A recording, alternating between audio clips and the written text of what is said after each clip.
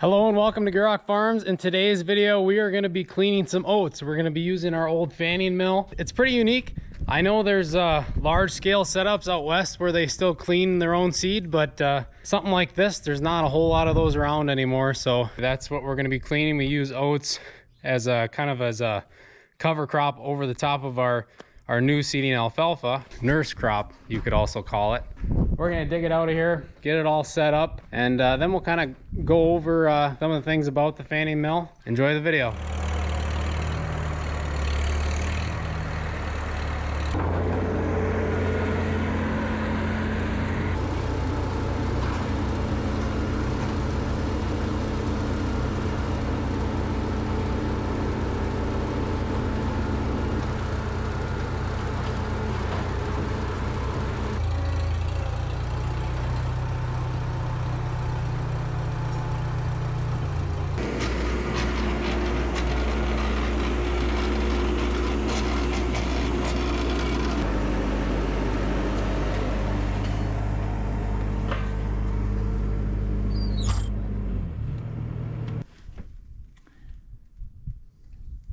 How do you like this deal?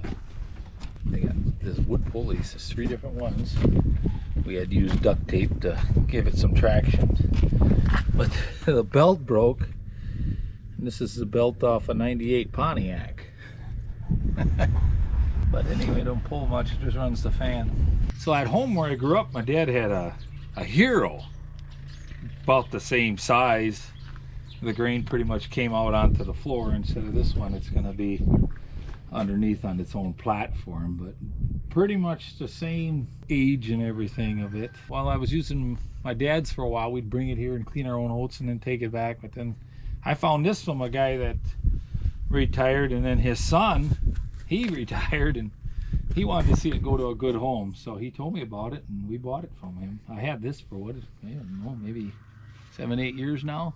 Had to do a little fixing. Yeah, so how old do you think this is? Well, that's a good question. When do you think this would have been built? I think the first ones had a crank. I mean, they got modernized a little bit. They might have had like a crank somewhere that geared it up so that you didn't have to crank really fast, but you know, that would run the pulley. But I think that's with the original ones. But 1900, 1910, 1930s, they're pretty much good forever if you never let them get, you know, wet or keep them shedded. Now this one, we don't have it here, but I have like a, so the grain comes out after it's cleaned. It comes out on her, there's a hole there, and there was this little like wooden elevator, and it's these 2 bolts here. It would bolt to here, and it came up to about this level, and then there was kind of a spout on the end that you could fill up like your gunny sacks with. But there's like a belt in there that is getting so bad that it wouldn't work right. It was more trouble trying to make it work, so we just use scoop shovels and shovel it into the sacks that way.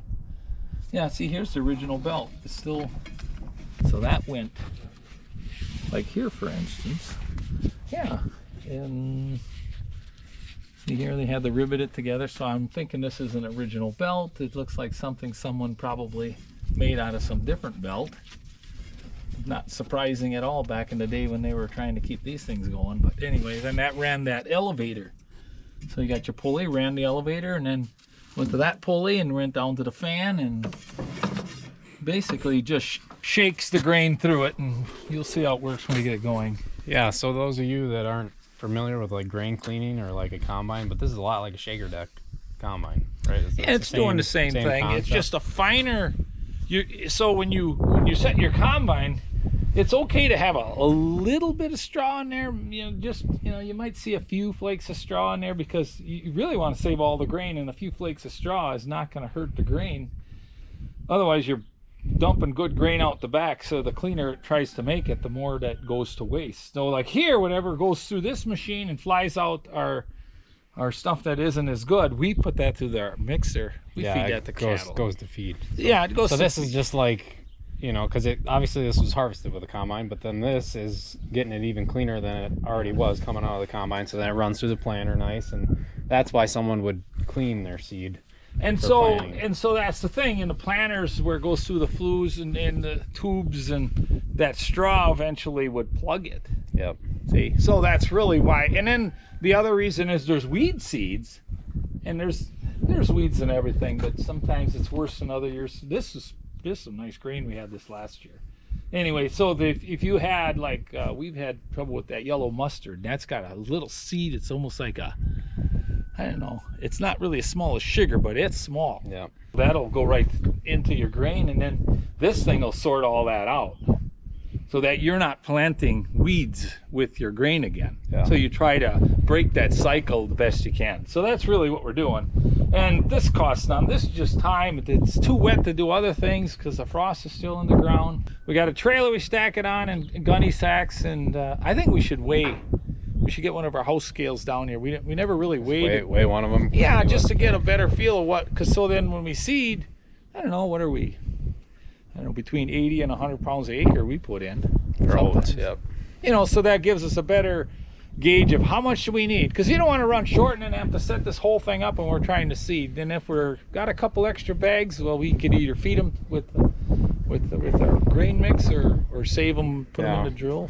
For cover crop or for next year's. Yeah, next year, or if we have to do a waterway or something later on in the summer, so we got some clean oats in the drill. But yeah, we're gonna set it up and get our trailer over here so we can get to work.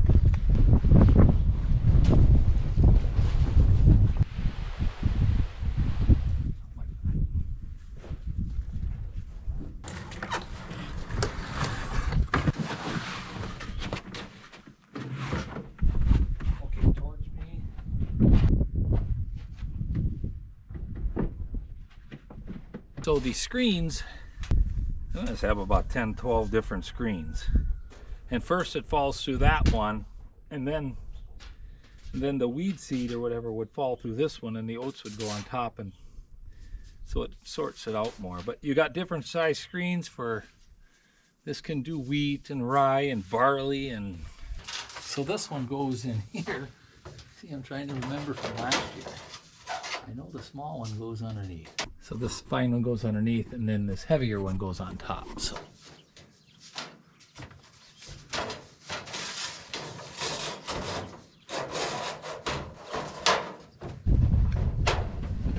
Yeah, maybe we want to get a piece of plywood for there because it's so damp or something. yeah, maybe we should get a sheet of plywood. Yeah. All right, I'll go get a sheet of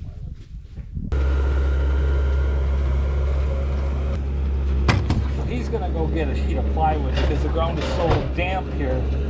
So when we start filling our gunny sacks from our clean grain, the last thing we want is a dampness to get into the sacks when we set them on the ground to fill them. Because if you get moisture on the seed, it's gonna germinate, and you don't want that until you're using it after you seed it. Then this is the hopper, and then we have these finger nuts that you can adjust this gap here so the seed flows through only at the right pace, so it has time to actually clean it. Every seed is going to flow differently as far as what the crop is.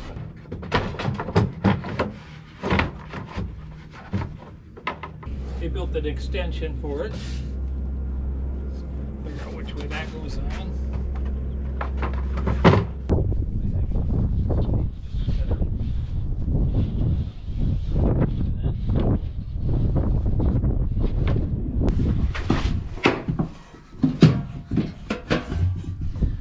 So these are old cream cans. And my dad used to do this where he'd put these gunny sacks inside there so the mice didn't get at them. One of them's got string in it too, so we don't have to cut new pieces every time. Those old burlap bags, they used to go bad pretty quick. These plastic ones ended up being a little better, but. And then here's our oats. And last year was ideal for oats. You remember that crop? Nothing lodged. It was, I think, out of 30 years here, that was the best oats we've ever had. Even the guy that combined, he's been around a while, and he was quite impressed. And the straw and everything about it was good. It's almost clean enough when you look at it, but there's always you get a little piece of straw, and you get enough of that after seeding all day. Pretty soon, that's just enough. Handful of those will plug up one of your openers, and it doesn't look so pretty when that stuff comes up then afterwards. But Yeah, when we're planting the cover crop, we don't really care if it's clean or not. But Yeah. for this stuff, you want it. You want to keep your seed clean enough where you aren't gonna mess up your planting and plug a road. But yeah, we just pretty much just have one person paling it in. Now we could actually, one guy could actually run this, but the problem would be here is there's nobody to hold the sack while you're shoveling it. So it can get quite finagleish, but you can get it done. So 2, sometimes 3.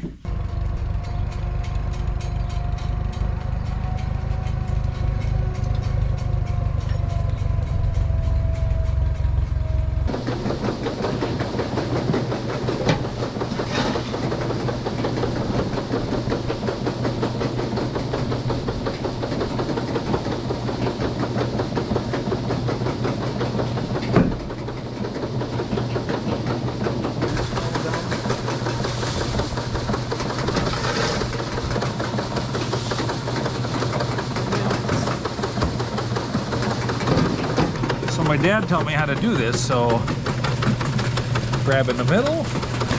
You always shake your bag down, of course, and then you kind of fold it from one side, fold it from the other side. You get a nice little wad there to hold on. You wrap around maybe a couple times.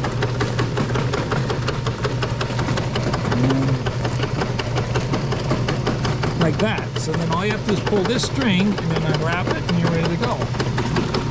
So there we got one.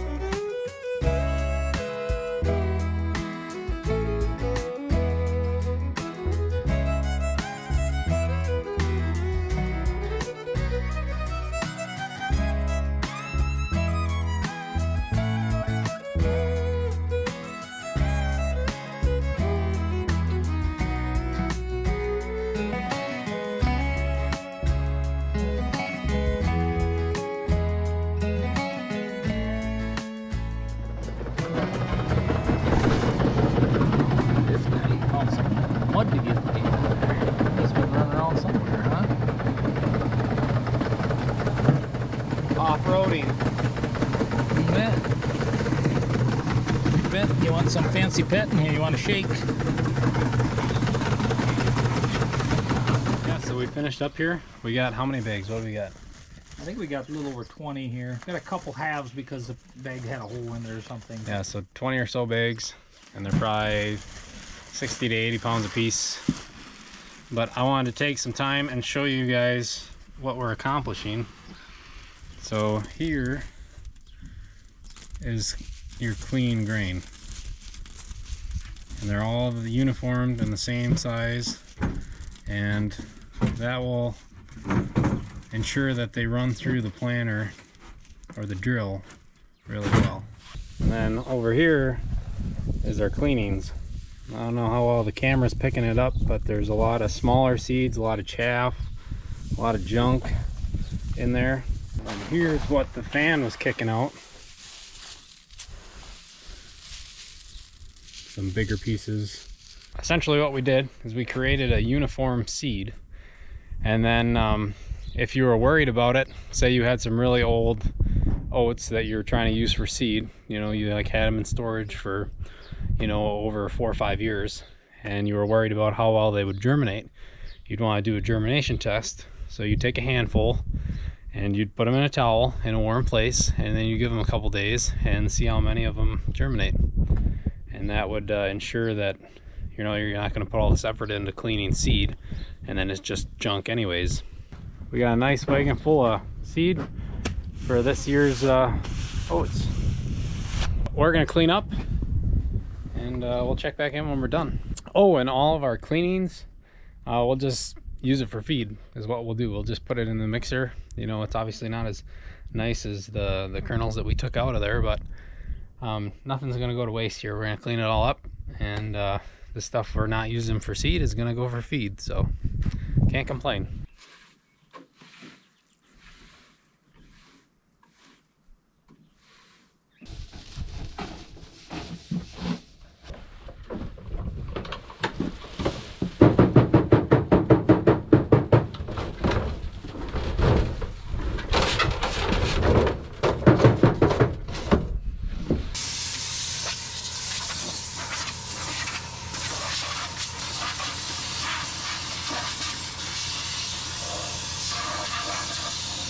All right, so we got done with that project. We want to wish you guys luck, any of you that are putting in a crop this year. And for the rest of you, I hope you learned something. I hope you enjoyed watching. Make sure to like and subscribe. And if you know anyone that would be interested, share it with them. We'd appreciate it. But thank you. We'll see you in the next video.